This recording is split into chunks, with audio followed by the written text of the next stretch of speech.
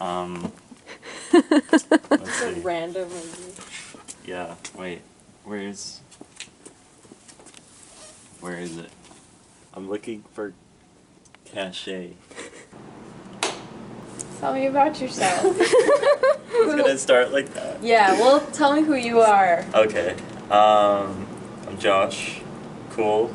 I'm an artist at Emily Carr. I'm a sculptor and painter. And I'm doing a group show with Rock, so. What do you make work about?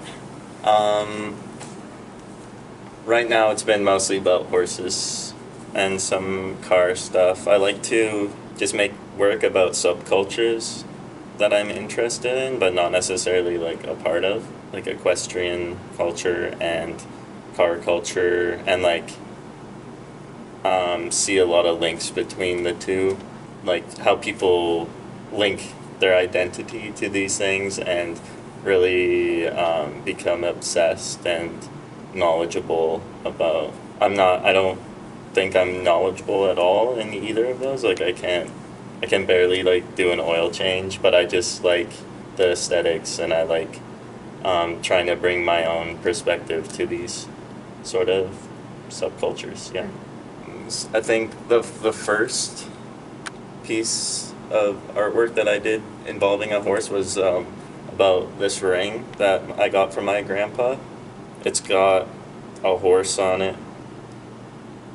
My mom got it and gave it to me. I never met him. He was actually hospitalized for schizophrenia and was barely a part of my mom's life. And he died when I was like 10 or something, around that age. And I think they only brought me to see him when I was like a little baby, so I don't remember at all.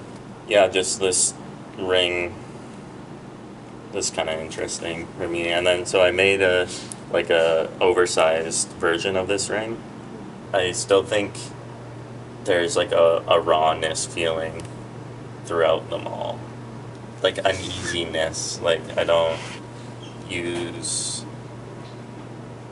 tend to use colors that are like easy or like calming, because I work really quick and like anxiously. I think like anxiety is like my biggest like tool in art, honestly. From I keep my palette here and then I paint on like opposite. I don't keep my palette in front of me while I'm painting. I turn around, mix the color, or like get the color and then turn back, and then I'm thinking about the like next move, and I'm just like going back and forth really fast. And yeah, that's just like my flow. I'm never too worried about detail or like get really stuck into the canvas. I'm always like thinking outside and like a few steps ahead, and just I have to keep going or else I'll lose it. And that's often why like I also do 6-hour painting sessions, because it's so hard for me to get back into the painting like after I've left it, just to like try and get up to that energy again.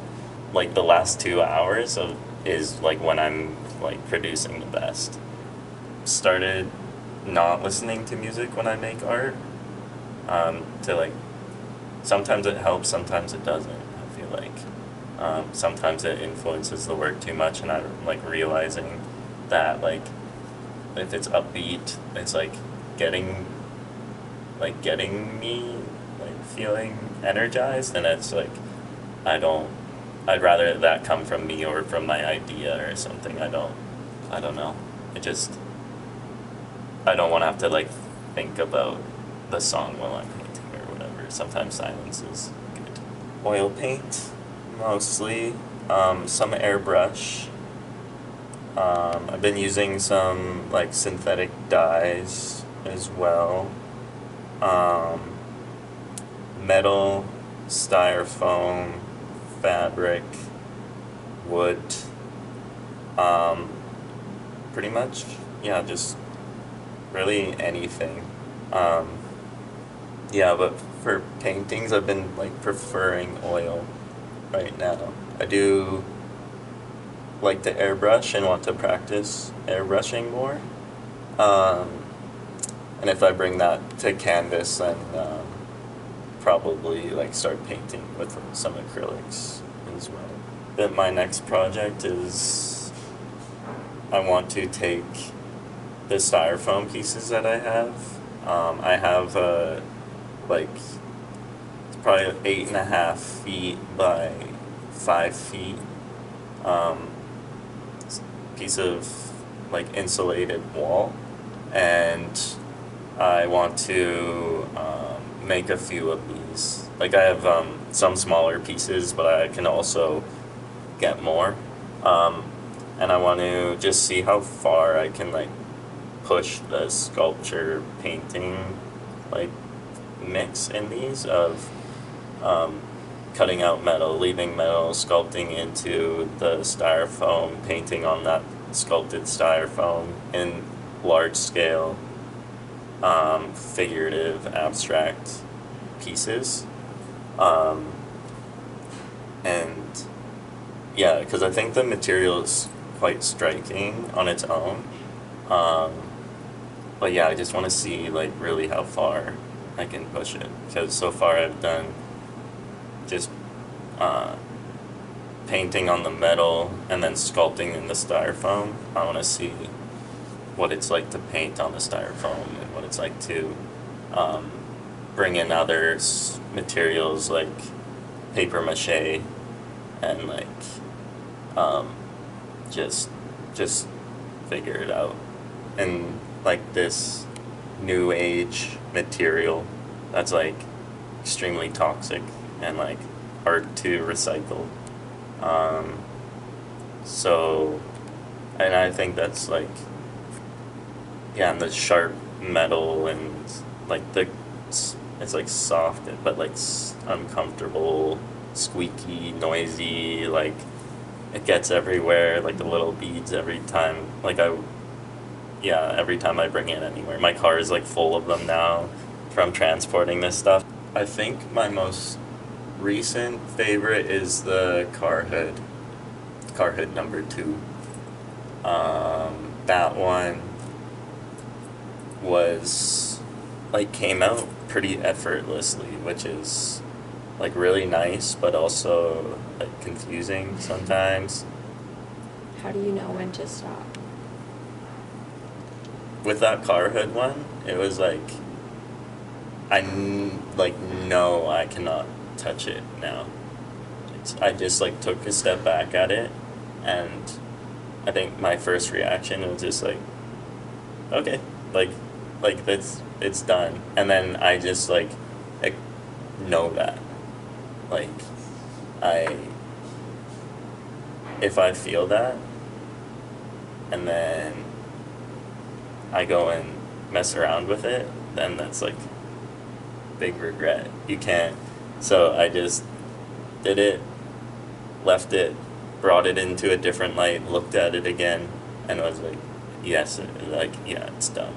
And then just leave it, look at it again the next day, and then thought the same thing. Then you know it's done.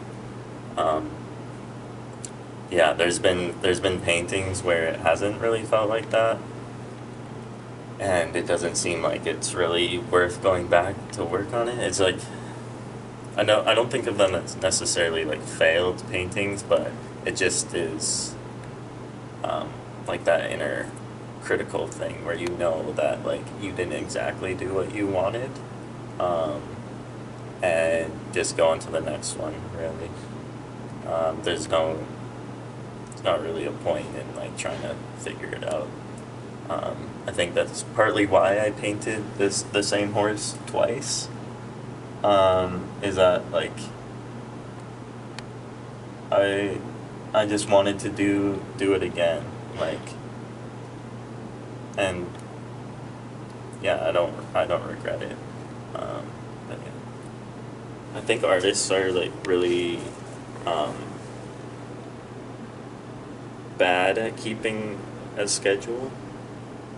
me specifically, like I'm just bad at keeping schedule and bad at like holding myself accountable. But like once I get going and get doing it, like I really enjoy it, and it's like this. It feels like this is what I'm supposed to be doing. Um, but it's just getting over that mental battle because it's an anxiety thing again. It's like my best tool and my worst tool, definitely. Yeah, I don't know. I think everyone has to find their own thing, because I tell myself like every day that like I should be like doing more art or like go to the studio today, and then sometimes I don't, and it's like you know what you should be doing, right? It's just acting on it. Dream studio space. I'm really torn between like city and country. Uh, just because like I grew up in the country and I always wanted to live in the city, and now that like I've been in the city for like I lived in the city for like 3 years on and off, and still come here for my studio here. Um, I do really like it. Um, I think it's important for an artist to live close to a city, but also country is like more isolated, and I feel like I can focus better. There's always something going on in the city. Like artists kind of can be social but have to sacrifice a bit of a social life, I feel like, to like fully delve into their art. Um, so I think that's a little bit easier in the country. Um, plus like I can imagine like some sort of large barn studio for me. Um, just like wooden, like old wood and like high ceilings and like lofts and stuff like that. I can picture that because just like I'm dirty. I like leaving my stuff out and like not having to clean up. So studios have been like that's proven really important to me, is like having my own space where I can leave things out and then jump back into it and keep like not have to waste that energy that I like to use on like producing my artwork, and not waste that in setting out my brushes and my colors, like taking the canvas out, and like that ritual doesn't like speak to me at all. And then maybe like one or two friends around so that it's like not too lonely, and like-minded people that I can like get advice on. That's pretty important too, and something you probably lose out living in the country. Um, Especially like all my friends from Langley are not artists. I never had any art friends until I came to Vancouver. So yeah, that would be something I would definitely miss, living in the country. Yeah.